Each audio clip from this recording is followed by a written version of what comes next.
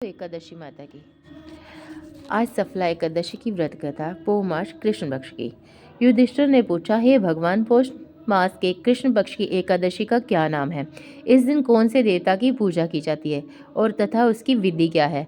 श्री कृष्ण भगवान बोले, राजन, दान देने वाले की अपेक्षा में व्रत करने वाले से अधिक प्रसन्न होता हूँ।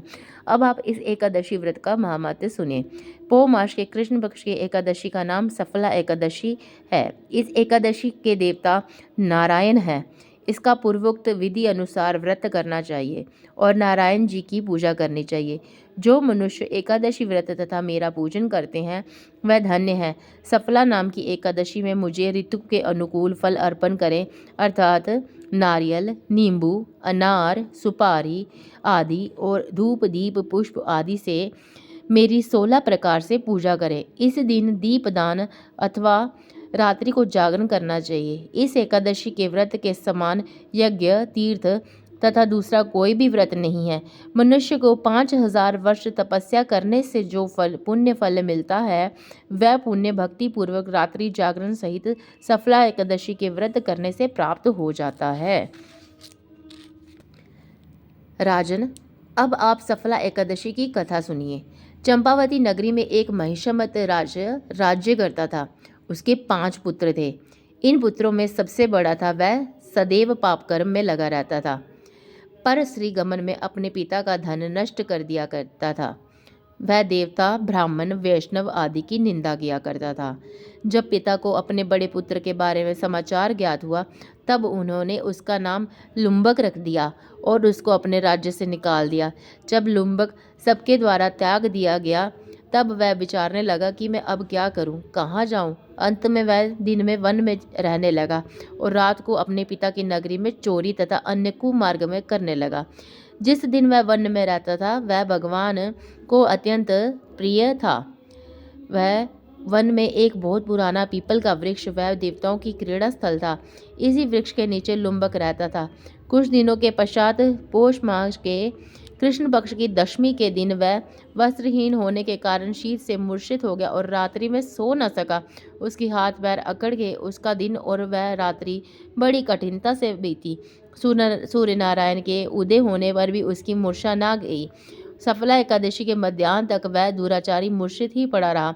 जब सूर्य की गर्मी से उसे होश आया तब वह अपने स्थान से उठकर वन में भोजन की खोज में चल पड़ा। उस दिन वह जीवों को मारने में असमर्थ था, इसलिए जमीन पर गिरे हुए फूलों को लेकर पीपल के वृक्ष के नीचे आया। जब सूर्य भगवान अस्ताचल को प्रस्थान कर गए तब वह पीपल की जड़ के पास फलों को रखकर कहने लगा, हे भगवान, इन फलों से आप तृप्त हो। ऐसा कहकर वह रोने लगा और रात्रि को उसे नींद न आई। इस महापापी के व्रत तथा रात्रि जागरण से भगवान अति प्रसन्न हुए और उसके समस्त पाप नष्ट हो गए। प्रातः ही वह एक दिव्य घोड़ा अनेक सुंदर वस्तुओं से सजे उसके सामने खड़ा हो गया और आकाशवाणी हुई, हे राजपुत्र, भगवान नारायण के प्रभाव से तेरे समस्त भाव नष्ट हो गए हैं।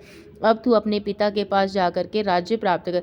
लुम्बक ने जब ऐसी आकाशवाणी सुनी तो वह अत्यंत प्रसन्न हुआ और बोला, हे भगवान, आपकी जय हो। वह सुंदर वस्त्रों को धारण कर अपने पिता के पास गया और उसने अपने पिता को संपूर्ण कथा कह सुनाई। पिता ने उसे अपना राज्यभार सौंप दिया। अब लुम्बक शास्त्र के अनुसार राज्य करने लगा। उसकी पत्नी, पुत्र आदि भी परम भक्त बन गए। वृद्धावस्था जाने पर वह अपने पुत्र को गद्दी दे भगवान का भजन करने के लिए वन में चला गया और अंत में विष्णु लोक को गया। भक्ति पूर्वक जो मनुष्य सफला एकादशी का व्रत करते हैं वह अंत में मुक्ति पाते हैं। जो मनुष्य भक्ति पूर्वक सफला एकादशी का व्रत नहीं करते हैं वह पूंछ और सिंग से रहित पशु तुल्य है। सफला एकादशी के महात्म्य का पाठ व श्रवण करने से अश्वमेव यज्ञ का फल मिलता है। इस कथा से हमें पर ईश्वर के अति कृपालु होने का प्रमाण मिलता है। यदि कोई प्राणी अनजाने में भी भगवान ईश्वर के का स्मरण करे तो भी उसे पूरा फल मिलता है। यदि प्राणी सच्चे हृदय से अपने अपराधों की क्षमा मांगे तो ईश्वर उसके बड़े से बड़े अपराधों को भी क्षमा कर देते हैं। लुम्बक जैसा महापापी भी भगवान नारायण की कृपा से बैकुंठ का अधिकारी बना। जय हो नारायण जी की। जय हो बांके बिहारी लाल जी की। जय लक्ष्मी नारायण भगवान।